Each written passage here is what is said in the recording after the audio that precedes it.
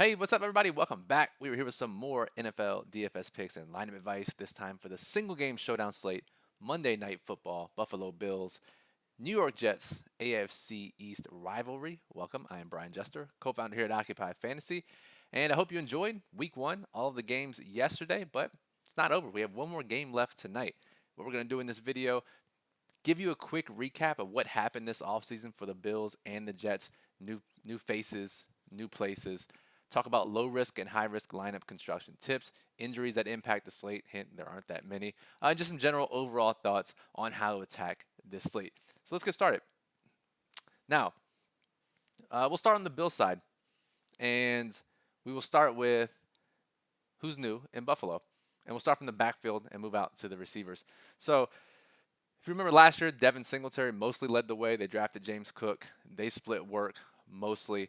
Now, the Bills have brought in Damian Harris, formerly of the Patriots. We see this often where teams bring in opposing players from players in their division, from teams in their division.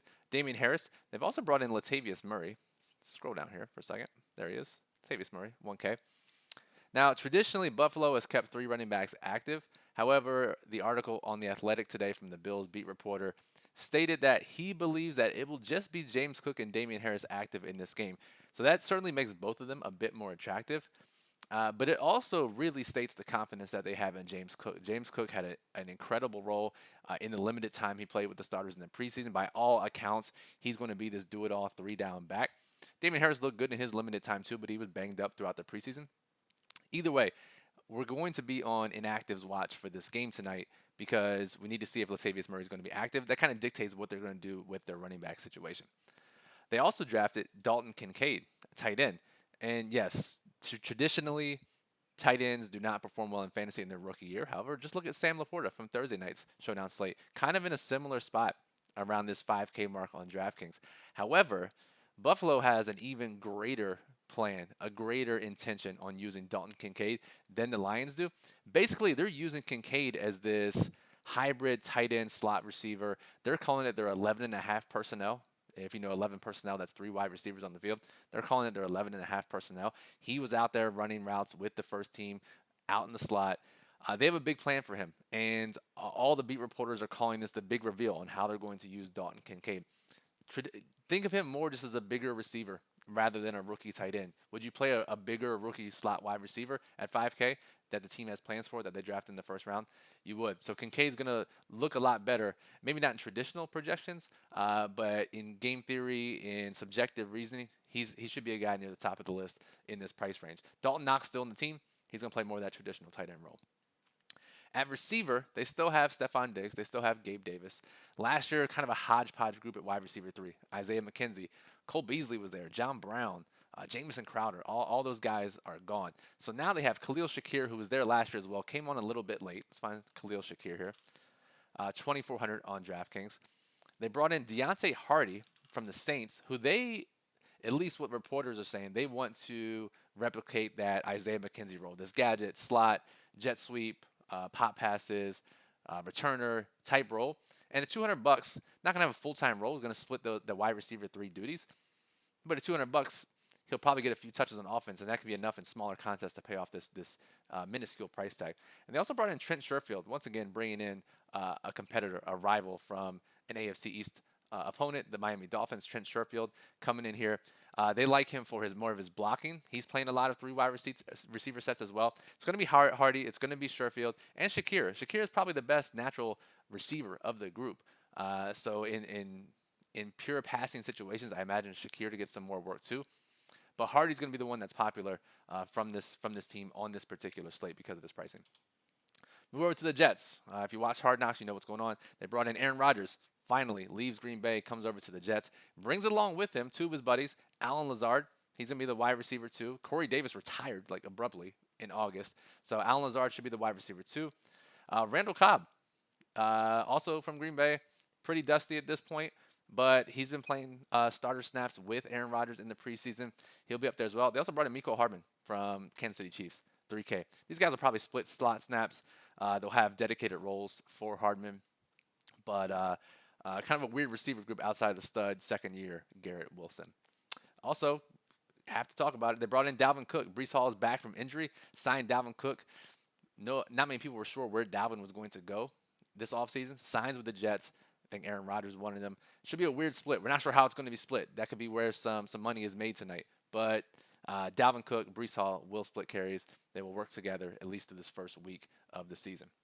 Now, let's talk about low-risk contests. 50-50s, double-ups, head-to-heads. Just got to beat half the field to double your money. Generally, we say we want to lock up all the scoring and or play the values. Can't necessarily lock up all the scoring because of this split backfield for the Jets, but what you can do is what I think a lot of people will do here. You play Josh Allen at captain, has the highest floor ceiling on the slate. You play James Cook. You play, let's get both guys in here, Aaron Rodgers, 5K. What a lot of people are going to do, they are going to punt with Deontay Hardy. Is that right? I'm not 100% sure. It depends on, so you can either play Hardy and play two more studs here. Maybe play someone like, let's see here. What if you played Kincaid? What does that do? 9,900 doesn't do a whole lot. What if you played a kicker? You play Tyler Bass. 10-7, then you could play Diggs. I think a lot of people will do that. But if you didn't play Hardy, you could go a more mid-range route. Let's say you played both kickers. 6,900. Not great. I think you play around with it. It's not a great low-risk slate overall on DraftKings. Hardy, the punt, and then one mid-range, and then lock up the guys at the top. But then again, you're still missing out on Garrett Wilson. Stephon Diggs could get locked up by Sauce Gardner. We're missing out on all the Jets running back scoring, so it's not that great. FanDuel, actually, it's pretty easy. You play Josh Allen. I don't want to give you an entire lineup here, but I think it's pretty simple. I'll let you figure out the last two spots here.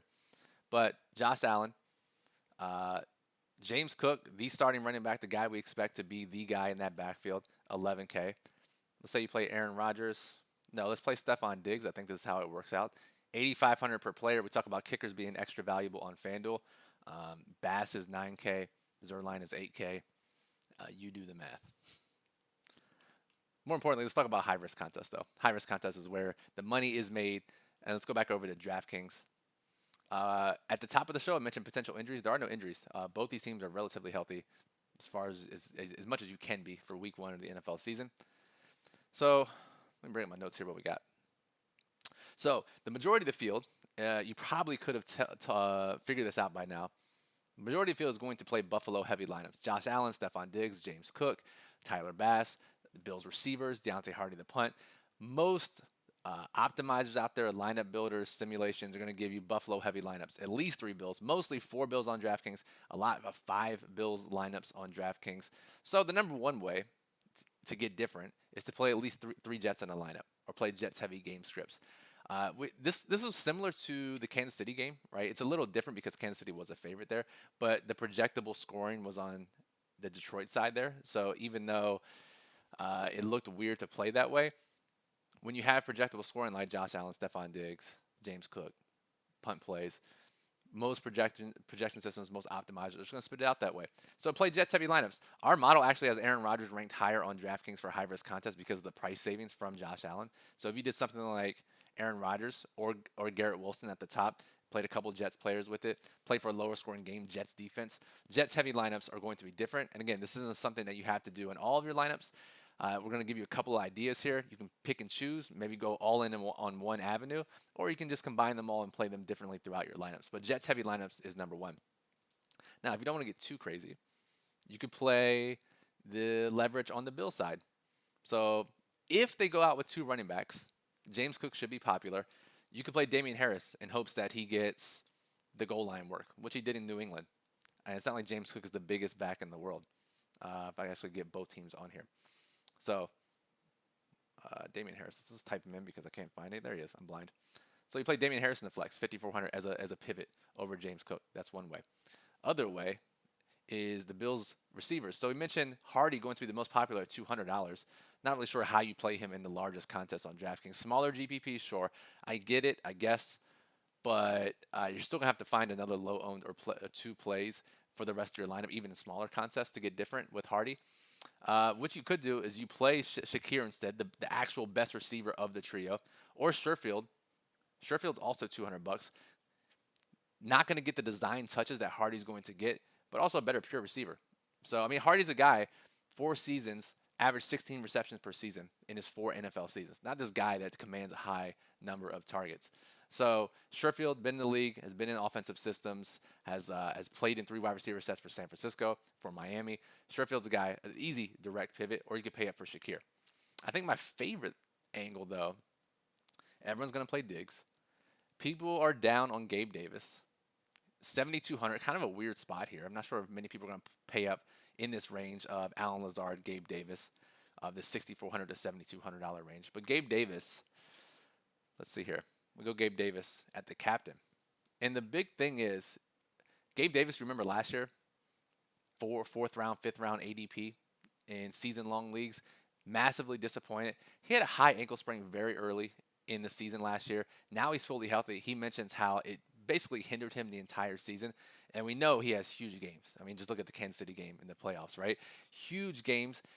Maybe Sauce Gardner's locked up with Stephon Diggs, leaves Gabe Davis for some deep shots. But Gabe Davis going to be certainly under 10% and probably under 5% at captain. I love playing Gabe Davis at captain in smaller GPPs and in larger GPPs because of his home run threat ability, and the fact that most projections are going to go off last year and your opponents are going to be playing off last year's stats. When in reality, we know that it didn't really indicate his true ceiling based on how hurt he was for the entirety. I mean, high ankle sprains are a death sentence for running backs and receivers when it comes to recovering and putting up their full potential. So now that he's fully healthy, we have to like Gabe Davis here in 2023. On FanDuel, it's kind of like how I recommended playing Mahomes at MVP in 100% of your lineups if you went that route on Thursday night, because there were so many different low-owned receivers. There aren't that many this time if you play Josh Allen. Hardy won't get out of control on FanDuel, so that's fine. But Sherfield, less than 5%. Khalil Shakir, less than 5%. Dawson Knox, less than 5%. Gabe Davis, 11.5. He'll be somewhat popular. So it's not like the Mahomes situation where almost every single guy was under 20%, under 10%. Uh, it's a good question. If you had to go 100% or 0% Josh Allen MVP, we have him projected in the 50% range for field ownership.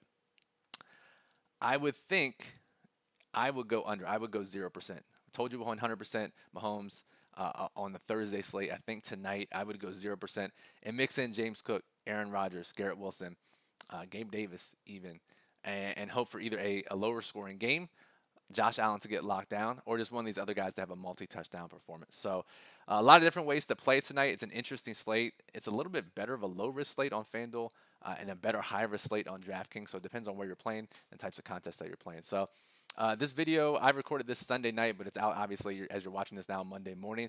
Our daily plug for Monday night will be out Monday afternoon, this afternoon. So make sure you check it out. The link is in the description below. Our Occupy model is up and running, ranks every player, FanDuel, DraftKings with their projected ownership, and the lineup builder is up as well. That allows you to build up to 300 lineups using our optimal lineup criteria. And that'll do it for this video. Make sure you are subscribed here on YouTube. We do these videos every Thursday and every Monday throughout the season for these showdown slates. Our main slate videos come out, our live streams throughout the week. Subscribing is the best way to get notified whenever we put out an NFL video or other DFS sports if you're into that. Give us a thumbs up. We got over 100 likes last time. Let's see if we can beat that again this time. So drop a like if you like the video. That lets us know to continue to do these videos every single Monday and Thursday. Any questions, comment on the video. I will gladly get back to you before the slate starts this evening. And Discord is the best way to reach us, occupyfantasy.com/Discord. Chat it up with other members of the community. Ask and get in-depth answers. So Brian Jester for Occupy Fantasy, thank you for listening, and good luck in tonight's single game showdown slate.